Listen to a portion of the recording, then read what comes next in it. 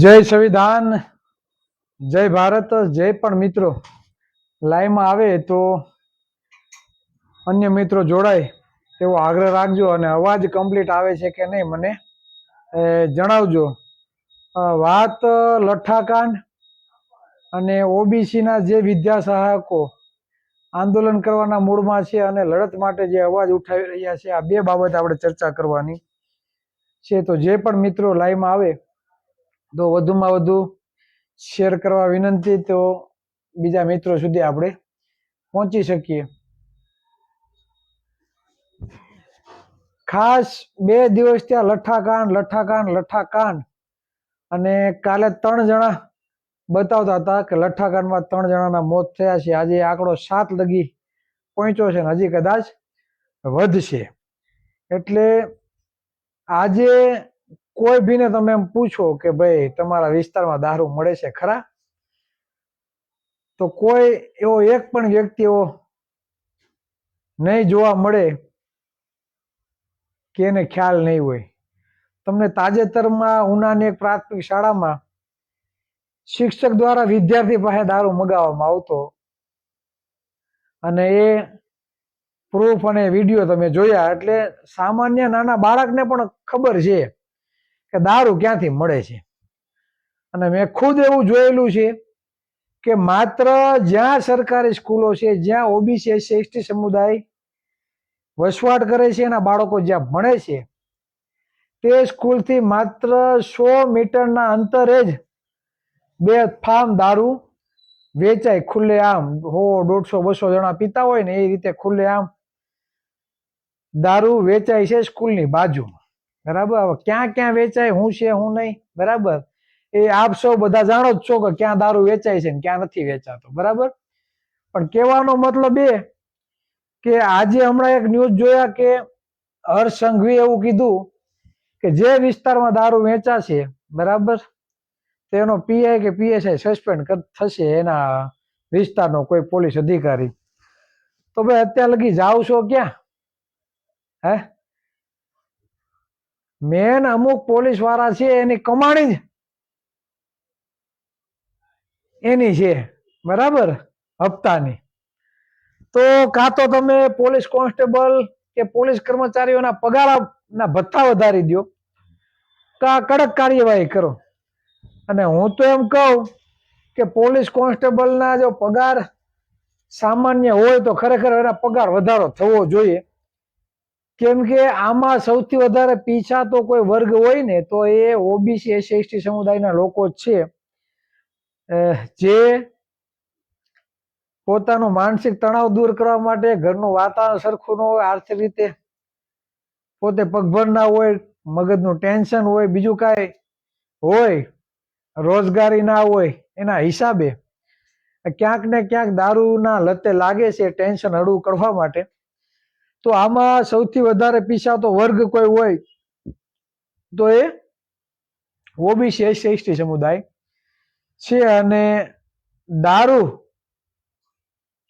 કેમ બંધન નથી લાગતું, બરાબર, ગુજરાતમાં દારૂ બંધી હોવા છતાં દારૂ ઉપર કેમ લગામ નથી લાગતી, એનું મેન કારણ એ છે, જો તમે સુધરીને દૂર થઈ જાઓ, ઓબીસી એસસી એસટી સમુદાય સાથે સંકળાયેલા જે પણ લોકો છે એ દારૂમાંથી આઝાદ થઈ જાય, બરાબર, અને પોતાનું ઘર સંભાળવા માંડે, આર્થિક રીતે સદ્ધર થઈ જાય, તો એને ખબર પડી જાય કે સત્તામાં જ બધી તાકાત છે, ગાંધીનગર ખીચડી રંધાય.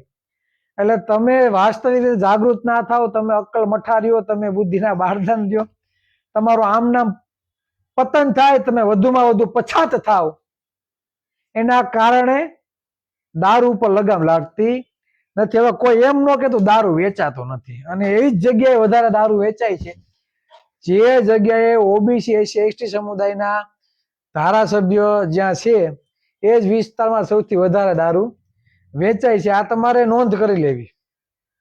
સૌથી વધારે દારૂ બીજે તો વેચાય જ છે, સાંભળો, પણ જે પછાત સમુદાય જ્યાં સૌથી વધારે વસવાટ કરે છે, જ્યાં સૌથી વધારે એના મત છે, એ જ વિસ્તારમાં સૌથી વધારે દારૂ વેચાય છે. એટલે આ કરુણતા છે.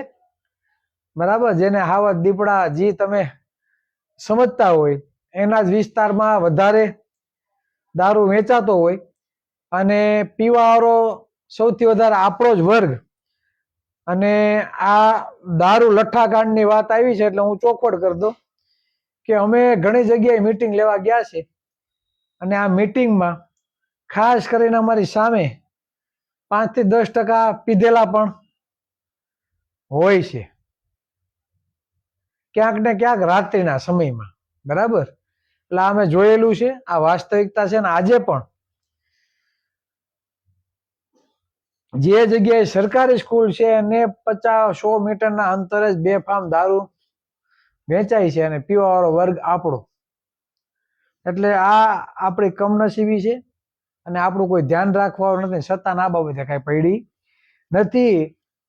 કોઈ પણ મુદ્દો હોય એ ચર્ચામાં 5 દિવસ, અઠવાડિયું કે 10 દિવસ રહેશે, 10 દિવસ પાછા બધા ભૂલી જશે. પાછું કહેતી હતી કે હર્ષ સંઘવી એના રસ્તે, ભૂપેન્દ્ર પટેલ એના રસ્તે, આરોગ્ય મંત્રી એના રસ્તે, ને આપણે આપણા રસ્તે.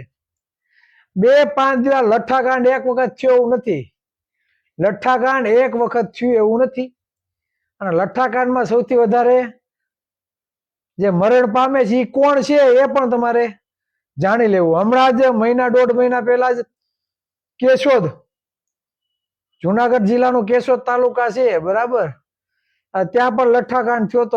એમાં પણ કોળી સમાજનો એક ભાઈ એક્સપાયર થઈ ગયા હતા, પાણીધરા ગામ, બરાબર. મને પાકો ખ્યાલ છે, 1-1.5 મહિના જેવું થયું છે. એટલે લઠ્ઠાકાંડ ખાલી ભાવનગરમાં જ થયું એવું નથી, લઠ્ઠાકાંડ બહુ બધા થયા છે. પણ લોકો 5-10 દિવસ વાત કરશે અને સિંઘમગીરી ગતા બતાવવા માટે, બરાબર, આપણા ગૃહમંત્રી કહે છે કે દારૂ ક્યાંય પણ મળશે તો તે વિસ્તારનો જે અધિકારી છે, પોલીસ અધિકારી, તો તે સસ્પેન્ડ થશે, બરાબર. પણ જે મોટા માથાઓ છે, જે ધારાસભ્યોના રહેમ નજરથી બધું ચાલતું હોય, તો ઈ ક્યારે બંધ થાય? તમે પીઆઈ ને તો સસ્પેન્ડ કર્યો, જે વર્તેજમાંથી જે લઠ્ઠાકાંડ થયો એનો ધારાસભ્ય તો જીતુ વાઘાણી છે, તો જીતુ વાઘાણીને સસ્પેન્ડ કરો ને, રાજીનામું માંગો. જે વિસ્તાર માંથી લઠ્ઠાકાંડ થયો છે, તો એ લઠ્ઠાકાંડ જે વિસ્તારમાં થયો છે તેની જવાબદારી તો ધારાસભ્ય ની આવે, ખાલી પીઆઈ ની જ આવે. તો ધારાસભ્ય જખ મરાવતો હતો ત્યાં. ધારાસભ્ય એટલે કે એના વિસ્તારની ટોટલી જવાબદારી કોની હોય? એ વિસ્તારના ધારાસભ્યની. શું સારું થાય છે, શું ખરાબ થાય છે, રોડ રસ્તા પાણી આ તે બધી વ્યવસ્થાની જવાબદારી, આરોગ્યથી માંડી ટોટલી જવાબદારી ની ફરજ ત્યાંના ધારાસભ્યની પણ બને છે. પોલીસ પ્રશાસન કેટલું ધ્યાન આપે છે કેટલું ધ્યાન નથી આપતું એનું નજર પણ રાખવાની જવાબદારી ત્યાંના ધારાસભ્યની રહી છે. તો પીઆઈ ને સસ્પેન્ડ કરી દીધો, એની સાથે બીજા 3-4 જે કોન્સ્ટેબલો કે હેડ કોન્સ્ટેબલો જે અધિકારીઓ હતા એને સસ્પેન્ડ કર્યા. તો આ ભાજપ સરકારને કહું છું, આ તમારા ધારાસભ્યનું શું છે કરવાનું? સૌથી વધારે સીટો તમારી છે ને તમારા ધારાસભ્ય છે, ત્યાં જ બેફામ દારૂ વેચાય છે. સલાહ દેવી કોને?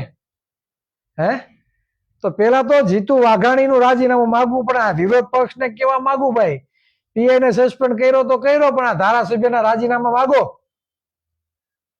મીડિયામાં બાઇટ આપવા તમે પૂગી આવજો ભૂંગળા લઈને, પણ ત્યાંના ધારાસભ્ય વિશે તો બોલો. જીતુ વાઘાણી વિશે જીતુ વાઘાણી વિશે કોઈ એક શબ્દ બોલે તો મને કેજો. આજે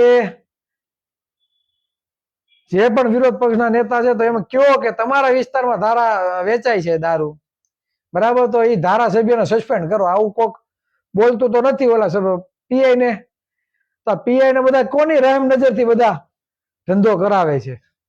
અને આવું તો બિસાડો લઠ્ઠાકાંડ થયો એટલે આ પીઆઈ ઘાયે ચડી ગયો, બીજા કોન્સ્ટેબલો ઘાયે ચડી ગયા, પણ કોઈ એવો વિસ્તાર બાકી નથી. આજે મેં એક વિડીયો જોયો, સાણંદનો કોઈક ભાઈ હતો ને ભાવનગર ઉતરો તો મીડિયા વાળાએ ધરબી દીધો વિસાડાને, પૂછવા માંડ્યા ક્યાંથી પીધો ને હું છે ક્યાંથી આવ્યા, તો કે સાણંદ બસ સ્ટેશન થી પીધો.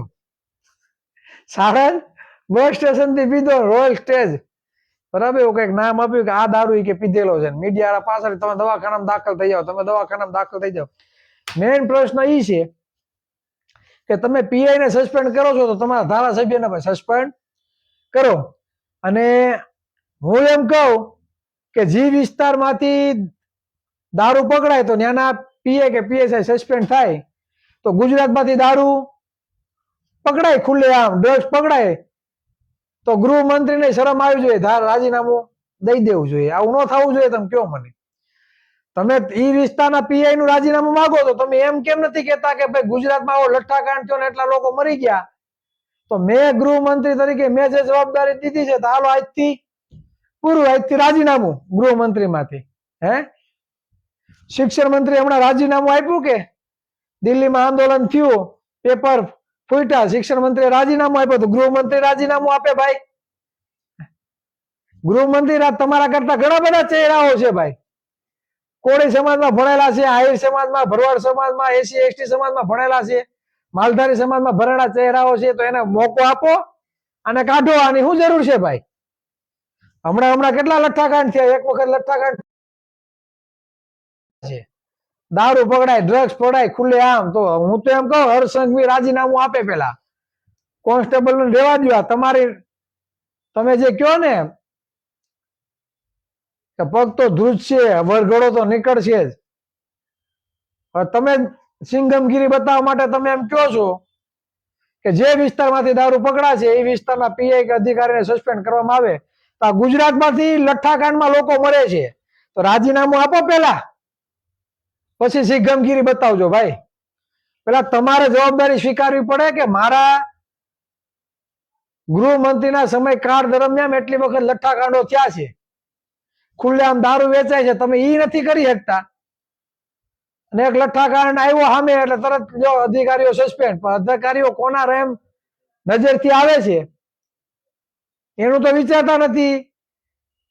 તો એ જ વિસ્તારના જીતુ વાઘાણી ઉપર કોણ એક્શન લે? હું તો કહું ભાજપને મોવડી મંડળ ભેગા થાવ અને એના ઉપર એક્શન લ્યો, પણ નહીં લે. હું કામે? કેમ કે ભાજપ સરકાર એવી છે વોશિંગ મશીન જેવી. તમે મશીનમાં જાઓ એટલે દૂધે ધોયેલા થઈ જાઓ. આ ઘણા બધા ચહેરાઓ છે. હાર્દિક પટેલ તમે જોઈ લો, સીઆર પાટીલ ઉપર કેટલા કેસ? હે, સીઆર પાટીલ ઉપર કેટલા કેસ હતા? પૂછજો કોકને કે સીઆર પાટીલ ઉપર કેટલા કેસ હતા. ઘણા બધા આક્ષેપો લાગે એના ઉપર ભાઈ. સીઆર પાટીલ ઉપર તો ઘણા બધા આક્ષેપો લાગે છે. મેં સાંભળ્યું છે લોકોના મુખેથી કે બુટલેગર હતો, દારૂ ધંધો. આવા ન્યૂઝ ગામમાંથી આપણે સાંભળેલા છે. સાચા હોય ખોટા બરાબર, એની ઉપર 150 ગુના હતા એવા સમાચાર છે. ભાજપમાં જ કેટલા બલાત્કારીઓ પડ્યા છે, કેટલા ગુનાહિત ઇતિહાસો ધરાવે છે. તો આવી જ બધી ટોળકીઓ ભેગી કરી તો એના રાજમાં તમારે શું વિચારવાનું? હે, આવી જ આરોપી વાળી જ બધી ટોળકીઓ ભેગી થઈ હોય જે ગુનાહિત ઇતિહાસો ધરાવતા હોય, એ ટોળકીના રાજમાં તમે શું સારું જોશો? આ લોકો પોતાના લાગતા વળગતા ને મુખ્યમંત્રી બનાવશે, ગૃહમંત્રી બનાવશે, ઉપમુખ્યમંત્રી બનાવશે, આરોગ્ય મંત્રી બનાવશે, શિક્ષણ મંત્રી બનાવશે. હે, પણ કોળીના દીકરાને નહીં બનાવે, આહિરના દીકરાને નહીં બનાવે, પ્રજાપતિના દીકરાને નહીં બનાવે, ચૌધરીના દીકરાને નહીં બનાવે. સથવારા સમાજ, દેવી પૂજક સમાજ, માલધારી સમાજમાંથી, રબારી ભરવાડ સમાજમાંથી, દેવી પૂજ આપણે આદિવાસી સમાજમાંથી, એસી સમાજમાંથી આવા એક પણ વ્યક્તિને ગૃહમંત્રી નહીં બનાવે, મુખ્યમંત્રી નહીં બનાવે. હું કામે? કેમ કે આ લોકોને જ બુદ્ધિ આપી છે. આપણા બીજા બધા જે નામ બોલે ને બધા પાણી આપી. આ લોકો એવું સમજે હું કે બુદ્ધિ અમારામાં જ છે, અમે જ નેતૃત્વ આ ગુજરાતનું કરી શકીએ છીએ, બાકી કોઈને નેતૃત્વ કરતા આવડતું નથી. તકલીફ એ નથી, તકલીફ એ છે કે ઓબીસી એસસી એસટી સમુદાયના દીકરાને સાહેબ કેવા પડે ને, ત્યાં લોકોને તકલીફ પડી જાય. મુખ્યમંત્રી કોળીના દીકરાને બનાવે તો હર્ષ સંઘવી ન કેવું પડે સાહેબ, હાથ જોડવા પડે. જોડવા પડે કે ન જોડવા પડે? એટલે હર્ષ સંઘવી બરાબર, એટલે હર્ષવર્ગી ઉપમુખ્યમંત્રી બનાવે, ગૃહમંત્રી બનાવે. આ વાસ્તવિકતા છે. એટલે લઠ્ઠાકાંડ થયો છે બરાબર, 2-5 દી ઓહો કરશે, પાછું હતું નહીં. પછી તમે 10 દી પછી તમારા વિસ્તારમાં જોઈ લેજો. અત્યારે બધા પીઆઈ બધા ફોન કરી દીધા છે, જ્યાંથી એની સાયકલ હોય કે નહીં સાયકલ સેટ લગી હોય, ખાલી પીએ તો બિચારો મોહળો જ છે, બાકી સેટ લગી ચાહે સાયકલ હોય છે. હપ્તા ઉઘરાવનારા અલગ હોય, બરાબર, કેશિયર અલગ હોય. એટલે હવે રિંગ થઈ ગઈ છે, હાલો ભાઈ હકેલી લ્યો 10 દિવસ લગી. અમારો ઓર્ડર ના મળે ત્યાં લગી એક પણ દારૂની બોટલ વેચાવી જોઈએ, એને ઉપરથી જ ફોન આવી ગયા હોય, કોઈ હલચલ કરવાની નથી, ત્યાં ઠંડુ પડી જાય. એટલે 5-10 દિવસ ઠંડુ પડવાની રાહ જોઈએ. એટલે ઠંડુ પડી જાય છે એટલે પાછી કેતી હતી કે બરાબર, અને પાછા આપણા સમુદાયને પછાત રાખવા માટે દારૂ બરાબર ખુલ્લેઆમ વેચાશે, બરાબર. અને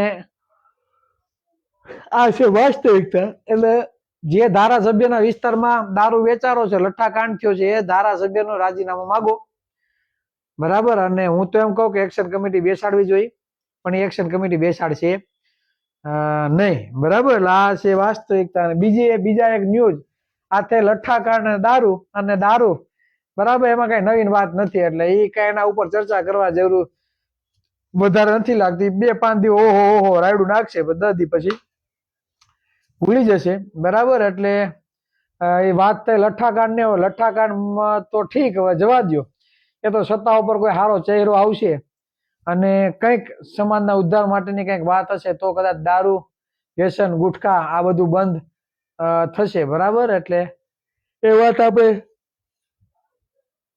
સાઈડમાં જવા દઈએ. હવે વાત કરીએ વિદ્યા સહાયકોની ભરતી.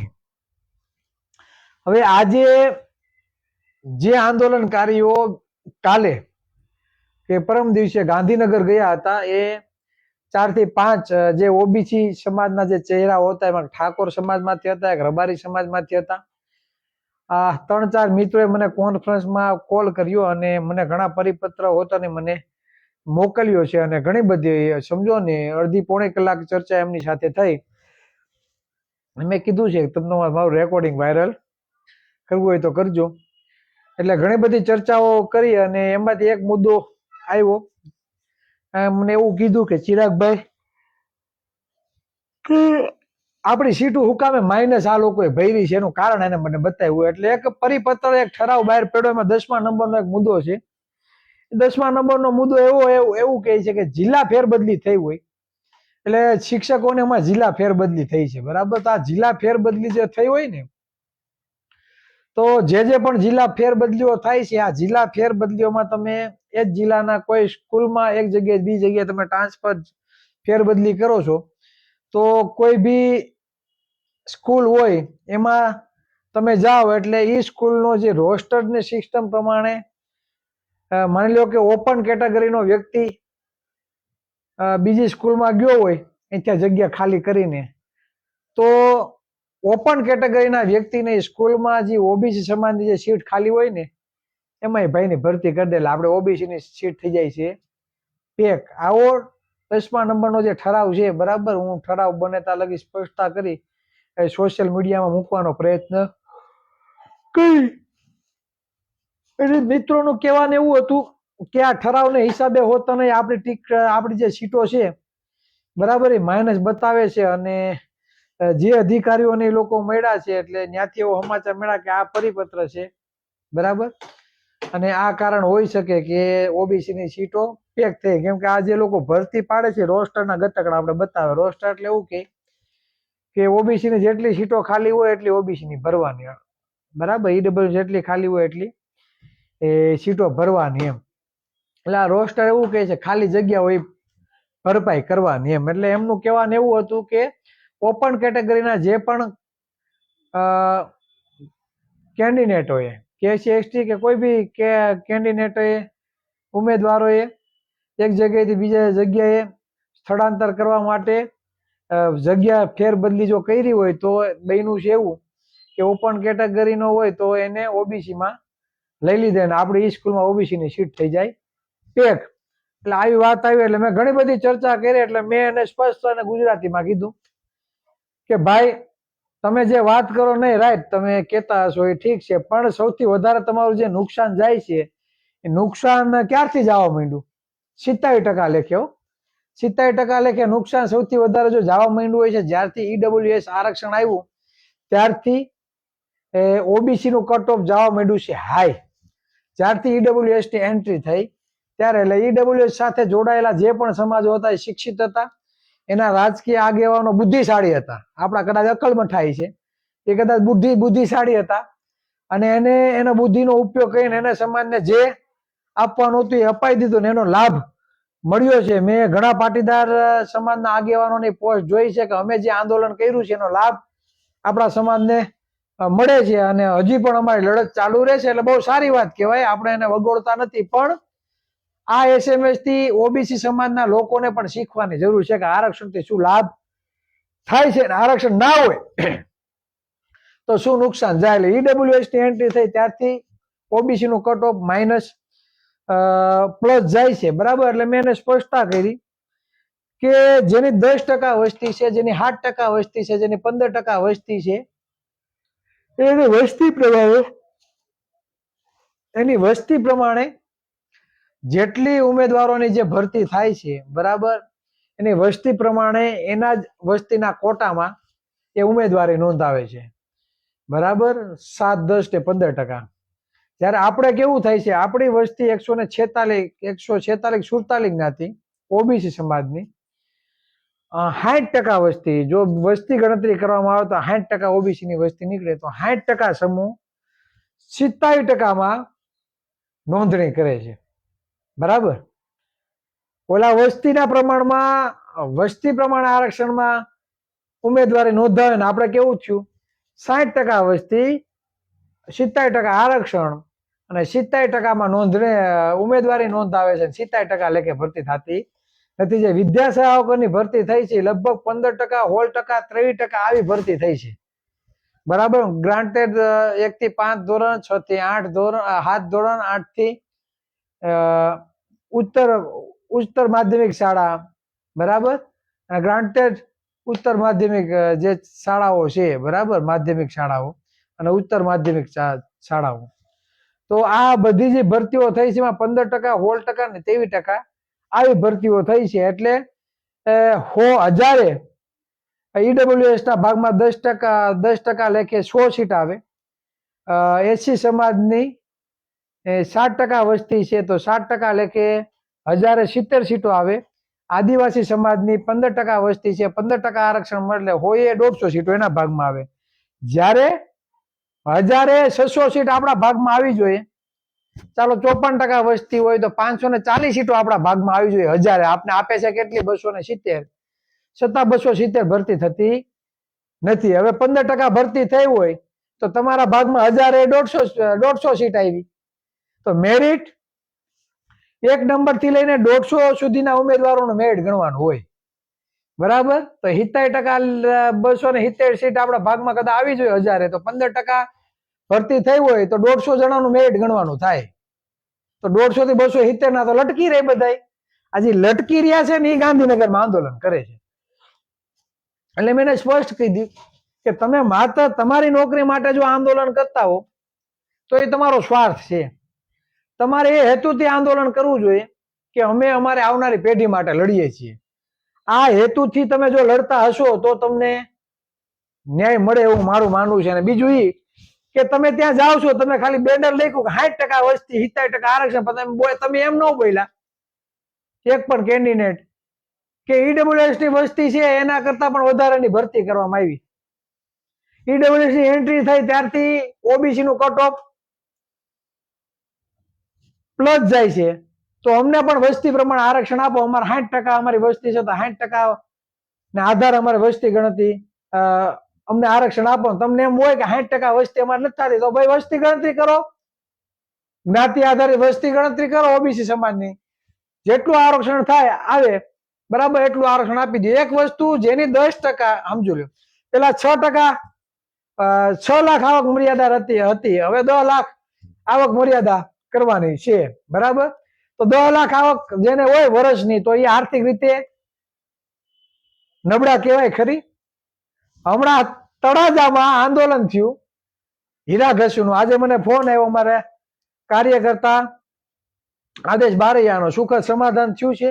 અને શેઠિયાઓએ કીધું કે ઓછામાં ઓછું 500 રૂપિયાનું કામ તો થાય, નહીં થાય તો અમે 13, 14, 15 હજાર અમે પગારે નો ભરી દઈશું. કાટીમાં 7-8 હજારમાં નોકરી કરતા ન્યા એનો કાટી વાળાનો 13,000 પગાર કર. જોજો સાંભળો શેઠિયાની વાત. શેઠિયા એવું કીધું કે ભાઈ 13,000 હેઠે કોઈનો પગાર નહીં રહેવા દે, ઓછામાં ઓછું 500 રૂપિયાનું કામ થવા દેવું, નકર અમે અમારા ઘરને આપી દેવું. કાટી વાળો 6-7 હજારમાં આવતો હોય છે એને અમે 12-13 હજાર પગાર કરી દેવું. એટલે આવું કઈક સુખદ સમાધાન કરી રાબેતા મુજબ ચાલુ કરવાનું અને 1-2 દિવસમાં ભાવ વધારા પણ કરશે આવી વાત સાથે સહમતિ થઈ છે. વિચાર કરો, ઓછામાં ઓછા 500 રૂપિયાનું કામ તો થાય જ, એટલે મહિનાના 13-14-15 હજાર રૂપિયા થયા. બરાબર, કેટલા થયા? 15,000 રૂપિયા. એટલે 12 મહિનાના કદાચ તે કદાચ 1.5 લાખ ની અંદાજે 1.5 લાખ આવક મર્યાદા એની થઈ. તો 1.5 લાખ જેની આવક મર્યાદા છે એ આર્થિક રીતે પાયમાલ, કે 10 લાખ જેની આવક મર્યાદા છે એને ખરેખર આરક્ષણની જરૂર પડે? હું તમને એ પૂછું છું. એટલે ભૂપેન્દ્ર પટેલ મુખ્યમંત્રી છે, ગૃહમંત્રી હર્ષ સંઘવી છે, અમિત શાહ ગૃહમંત્રી છે, બરાબર, આરોગ્ય મંત્રી પ્રફુલભાઈ પાનસુરિયા છે. એટલે મોવડી મંડળ આ બધાનું છે. એટલે એના સમુદાય માટે કલ્યાણના કાર્યો થાય અને આપણા માટે આવા લઠ્ઠાકાંડો કરાવે છે. આવા લઠ્ઠાકાંડો થાય એટલે આ બધી બાબતો વિચારવાની જરૂર છે. જ્યાં લગી નહીં વિચારો ત્યાં લગી કોઈ વસ્તુ થવાની નથી. એટલે જે પણ મિત્રોએ મને આજે કોલ કર્યો, સ્પષ્ટ શબ્દમાં મેં કીધું ભાઈ લડવું હોય તો સાથે ઠોકી લડો, અમે તમારી સાથે છીએ. પણ પોચું અને અમુક બાબતો તમે જે ખુલીને આવતા નથી, ખુલીને તમારે કરવી પડે. કેમ કે આપણું કામ કોણીએ ગોળ ચોટાડવાનું નથી. તમે 60% ની માંગણી કરો ત્યારે તમને 70% કદાચ મળશે, આવું મારું માનવું છે. એટલે તમારે વસ્તી પ્રમાણે આરક્ષણની માંગ કરવી પડે, બરાબર, તો જ તમને મળે. બાકી તમારે બધું ભૂલી જવાનું, બરાબર. એટલે આ વાત છે અને આગામી દિવસોમાં આ લોકો આંદોલન કરશે તો આપણો પૂરેપૂરો સપોર્ટ છે. અને ઘણી બધી ચર્ચાઓ આજે કરી છે અને એ બાબતે મેં પણ વાકેફ જ કર્યા છે. અને વર્ગીકરણનો પણ મુદ્દો આવ્યો હતો, એટલે વર્ગીકરણના મુદ્દા બાબતે મેં સ્પષ્ટ કીધું કે વર્ગીકરણના મુદ્દાને હું સમર્થન કરતો નથી. કેમ કે અમે શાસક સમાજના નિર્માણના લક્ષ્ય સાથે નીકળ્યા છે. ઓબીસી સમાજ અંદરો અંદર લડી મરે એ સરકાર ઈચ્છે છે અને ઓબીસી વર્ગીકરણમાં ઓબીસી અંદરો અંદર લડવાના છે એ ફાઇનલ છે. અને એટલે જ ભાજપના અમુક જે નેતાઓ છે, બરાબર, એને એવું કીધું કે ઓબીસી નું વર્ગીકરણ થવું જોઈએ, મૂલ્યાંકન થવું જોઈએ. શું કામે?